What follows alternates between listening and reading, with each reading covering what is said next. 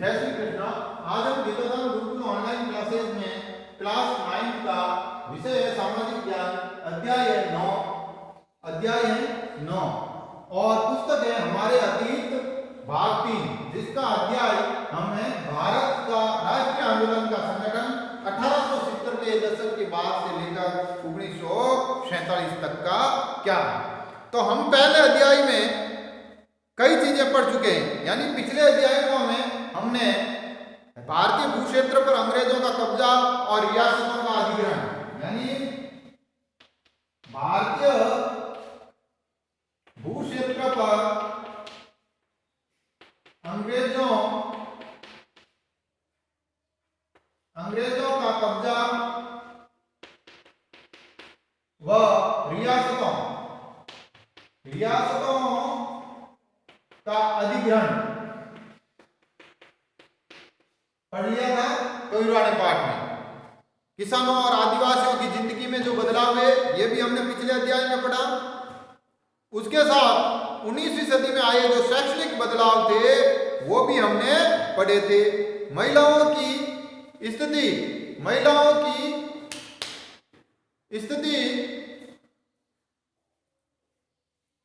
में भी वो संबंधित वाद विवाद पढ़े, जाति व्यवस्था की चुनौतियों को पढ़े, सामाजिक और धार्मिक सुधार भी पढ़े। 1857 का विद्रोह और उसके बाद की स्थिति को भी हमने पढ़ा। हस्तकला और उद्योगों का पतन कैसे हुआ, ये चीज भी हमने इसी पुस्तक में पढ़ी।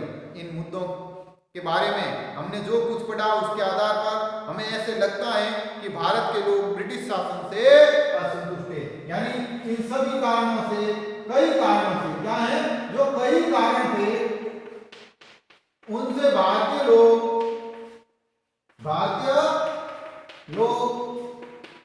ब्रिटिश शासन से असंतुष्ट थे। क्या थे? असंतुष्ट थे।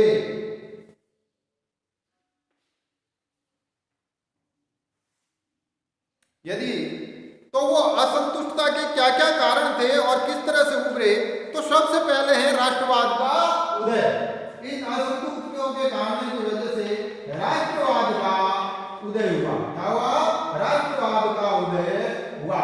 अपने देश के प्रति है जो अपने विचार रखना या अपनी निजी राय रखना, ये राष्ट्रवाद कहलाता है। उपरोक्त बदलावों से लोगों को एक अहम सवाल के बारे में सोचने के लिए विवश कर दिया, यह देश क्या है और किसके लिए है। इसका जवाब धीरे धीरे कई रूपों में सामने आया। भारत का मतलब यहाँ की जनता, भारत यहाँ रहने वाले किसी भी वर्ग, जाति, पंथ, भाषा या जेंडर वाले तमाम लोगों का घर है। यह देश और इसके बारे सारे संसाधन और इसकी सारी व्यवस्था उन सभी के लिए है।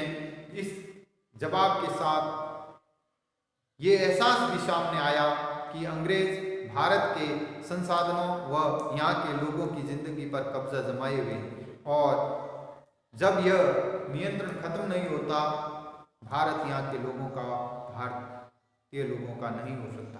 ये चेतना 1850 के बाद बने राजनीतिक संगठनों में साफ दिखाई देने लगी। तो 1850 के बाद है जो ये राजनीतिक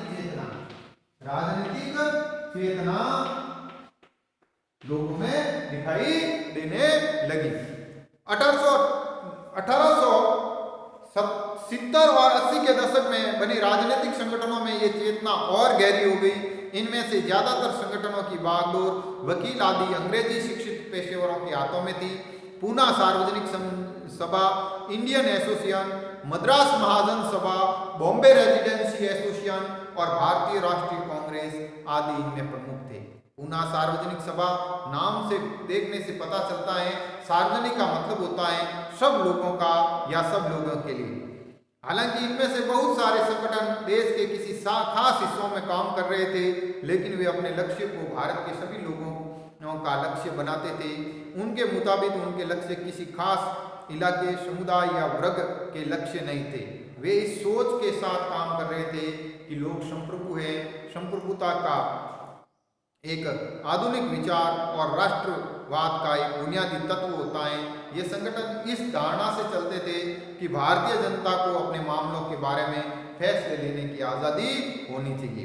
1870 और 80 के दशक में ब्रिटिश शासन के प्रति असंतोष और ज्यादा गहरा हो गया। 1867 में आर्म एक्ट पारित हुआ। 1867 ईस्वी में आर्म एक्ट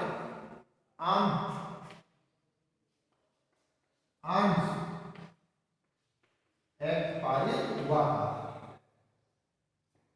जिसके जरिए भारतीयों के पास हथियार रखने का अधिकार छीन लिया गया। उसी समय वर्नाक्युलर प्रेस एक्ट भी पारित किया गया, जिससे सरकार की आलोचना करने वालों को चुप कराया गया। और वर्नाक्युलर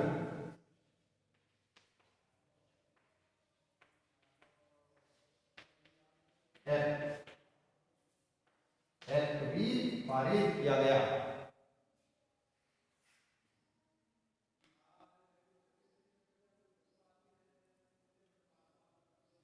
इस कानून में प्रावधान था कि अगर किसी अखबार में कोई आपत्तिजनक चीज छपती है तो सरकार उसकी प्रिंटिंग प्रेस सहित सारी संपत्ति जब्त कर लेगी। 1883 में इल्बर्ट बिल लागू करने का प्रयास किया गया और 1883 ईस्वी में इल्बर्ट बिल पारित किया गया। इसको लेकर काफी हंगामा हुआ। इस विधेयक में प्रावधान था कि भारतीय न्यायाधीश किसी भी यूरोपीय व्यक्तियों के मुकदमे चला सकता है, ताकि भारत में काम करने वाले अंग्रेज और भारतीय न्यायाधीशों के बीच समानता स्थापित की जा सकती है। जब अंग्रेजों के विरोध की वजह से ये विधेयक वापस ले लिया गया तो भारतीयों ने इस बात का काफी विरोध किया। इस घटना से भारत में अंग्रेजों के असली रवैये का पता चलता है। पढ़े लिखे भारतीयों का एक अखिल भारतीय संगठन की जरूरत थी। 1880 से ही महसूस की जा रही थी, परंतु इल्बर्ट बिल के इस चाह को और गहरा कर दिया तो 1885 में देश भर में 72 प्रतिनिधियों की बंबई में एक सभा हुई भारतीय, जिसमें और 1885 ईस्वी में एक सभा हुई जिसमें 72 प्रतिनिधियों ने भाग लिया और भारतीय राष्ट्रीय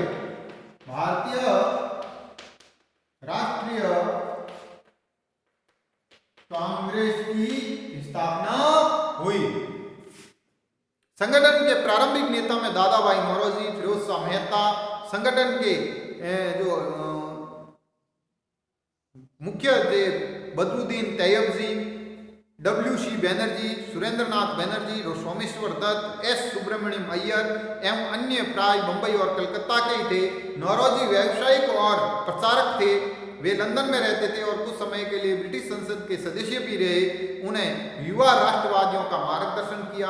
सेवानिवृत्त ब्रिटिश अफसर A.O. हुम ने इस विभिन्न क्षेत्रों में भारतीयों को निकट लाने में अहम भूमिका की। अब कांग्रेस किसके पक्ष में बोलने का प्रयास करती रही? बंबई में जो आयोजित प्रथम राष्ट्रीय कांग्रेस हमारे देश की भावी संसद का केंद्रक है और यह हमारे देशवासियों के लिए अल्पकल्पनीय रूप से लाभकारी परिणामों को जन्म देगी, ऐसा बदरुद्दीन तैयब जो उस समय का जो जनवरी 86 में इंडियन मिरर नाम के अखबार में छपा था। और बदरुद्दीन तैयब ने 1887 के जो अध्यक्ष की हैसियत से जो भाषण दिया था उसमें उन्होंने कहा था कि कांग्रेस भारत के किसी एक वर्ग या समुदाय के प्रतिनिधियों से मिलकर नहीं बनी है, बल्कि ये भारत के समुदायों का है जो एक संस्था है। अब उभरता हुआ राष्ट्र, अक्सर कहा जाता है कि पहले 20 सालों में कांग्रेस अपने उद्देश्यों और तरीकों के लिए से मध्यम मार्गी थी। यानी कांग्रेस के पहले प्रथम